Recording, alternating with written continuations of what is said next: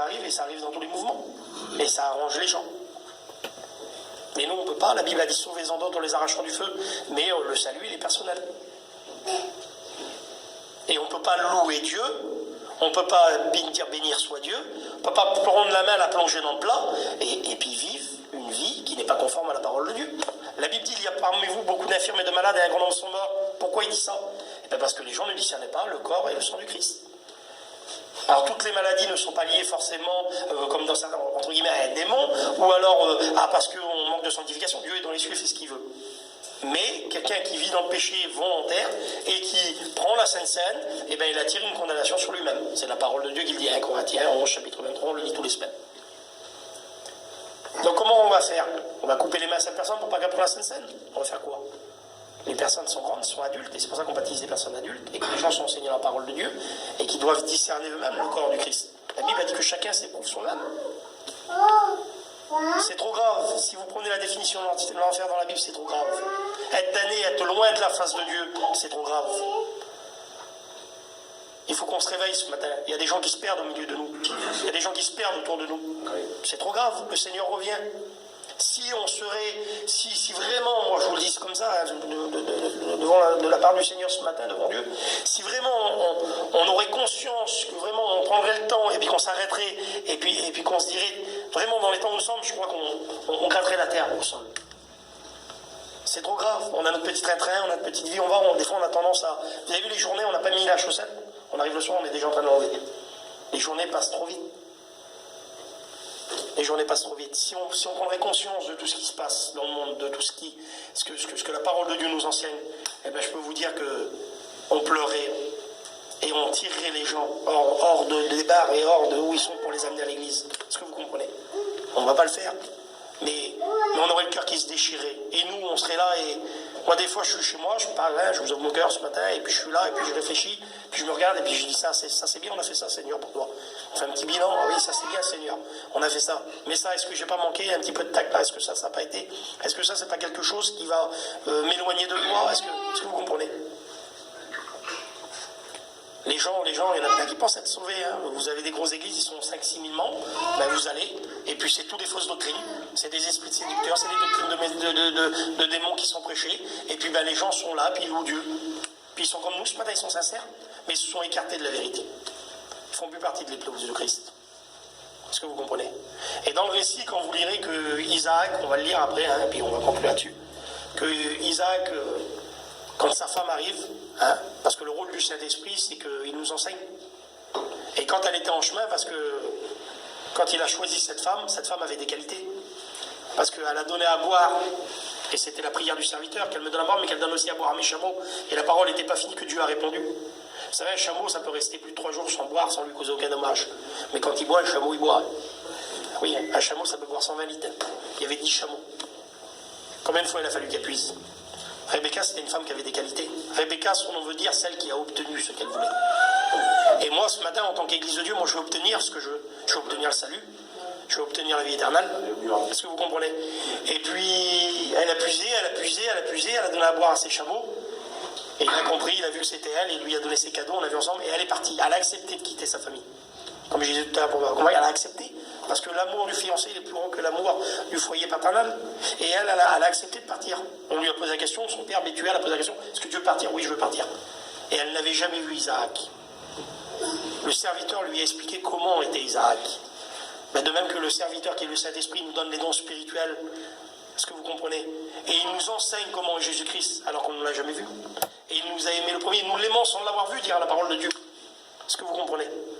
Ce matin, c'est tout simple. Et là, il est en chemin. Et quand il est en chemin, le serviteur explique. Comme nous, hein, on chemine sur cette terre, et puis le serviteur nous explique. Et moi, je vois comme ça, Rebecca, comment il est mon fiancé? Il est beau mon fiancé? Il est comme ça. Et puis, des fois, dans cet esprit, on lit la parole de Dieu.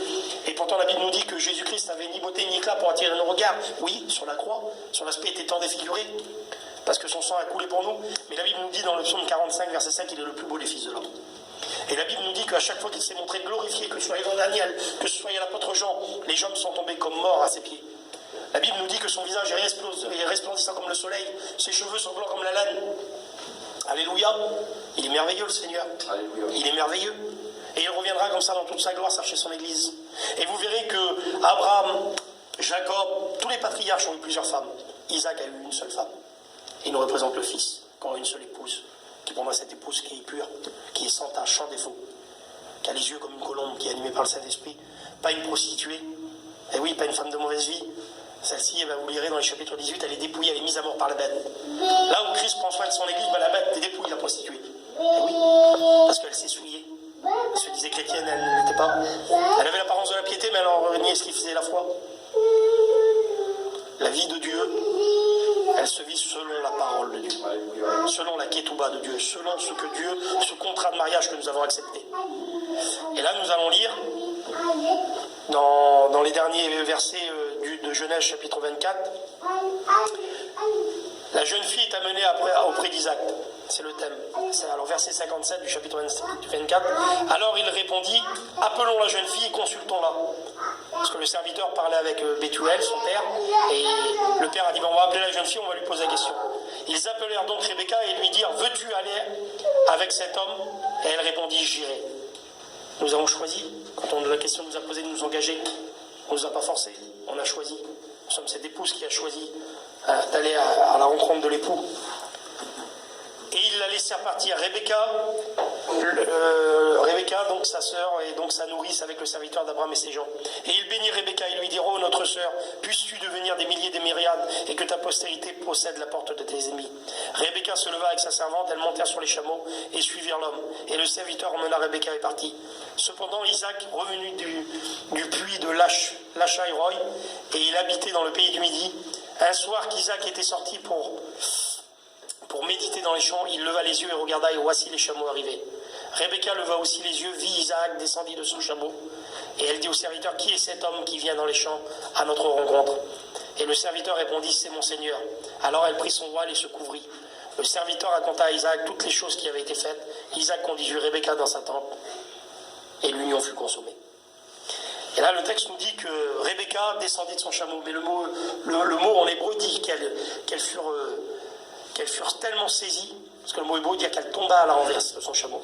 Elles furent saisies par la beauté d'Isaac, comme l'Église va être saisie par la beauté d'Isaac. Et la Bible nous dit que tout genou fléchira devant Jésus-Christ. Amen. Amen. Il est merveilleux, le Seigneur. Amen, amen. Vous ne ressentez pas sa présence ce matin? Vous ne ressentez pas que le Saint-Esprit veut faire du bien à vos cœurs? Est-ce que vous ressentez sa présence ce matin? Est-ce que vous êtes animé du Saint-Esprit? Est-ce que vous êtes une église qui a les yeux comme une colombe? Oui. Est-ce que vous voulez être prête comme prêt? Est-ce que vous voulez être cette épouse? Et est-ce que vous voulez être amené dans la maison du Père? Et célébrer cette noce de l'agneau, ce repas de festin, qui va durer toute la vie éternelle, qui va être l'apogée de notre vie, ce cheminement qui n'a pas toujours été facile. Moi, je ne veux pas louper le train. Je vous dis de la part du Seigneur, il y a des enseignements qui sont donnés dans les églises où on a une seconde chance, où l'église va être enlevée, et quelques années plus tard, non, il faut faire attention. Soyons prêts, mes amis. Soyons prêts. Préparons-nous. Le Seigneur revient, il est à la porte, on en a vu ces quelques semaines qui ont passé. Moi, ce matin, je veux être cette épouse. Je veux être cette Rebecca. Amen. Et je voudrais que vous soyez cette Rebecca. Et je sais que vous voulez être cette Rebecca. Est-ce que vous comprenez? Mais on a besoin de se mettre à part, on a besoin de sanctification, de prière, de lecture de la parole. On a besoin de s'approcher pour plaire à l'époux. On ne va pas aller plus loin, vous avez compris ce que je voulais vous dire ce matin? Si on a des petits points noirs, ce matin, goumons-les. Marchons selon la parole de Dieu. Je vous le dis de la part du Seigneur, et puis vous allez voir dans les semaines à venir, on va essayer de développer des messages avec Christophe, on va essayer de crever certains abcès, on va essayer de mettre les pieds en place, c'est pas grave. Il faut que la parole de Dieu soit prêchée selon la vérité. Si on n'est pas capable de vous prêcher la parole de Dieu selon la vérité ce matin, on n'est pas digne ce matin d'être là. Est-ce que vous comprenez? Et c'est pour le bien de tous, et puis c'est pour mon bien, et puis c'est pour que Jésus-Christ vienne et nous prenne ensemble, et que nous soyons ensemble dans le royaume du Père. Amen. On prie le Seigneur. À toi la gloire ce matin, Seigneur. Merci pour ta grâce. Merci, Seigneur, pour ces quelques instants donnés où nous puissions, Seigneur, nous réunir, où nous puissions parler de toi, Seigneur.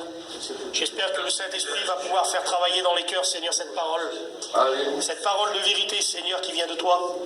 Seigneur, tu nous connais, tu connais chacun d'entre nous, tu connais le langage des larmes. Seigneur, que nous puissions être prêts, que je puisse me préparer, que je puisse être devant toi fidèle comme une épouse. qui attend son époux. J'attends que tu viennes me rechercher, Seigneur, que je parte à ta rencontre. J'ai tellement besoin de toi dans ma vie de chaque jour, Seigneur.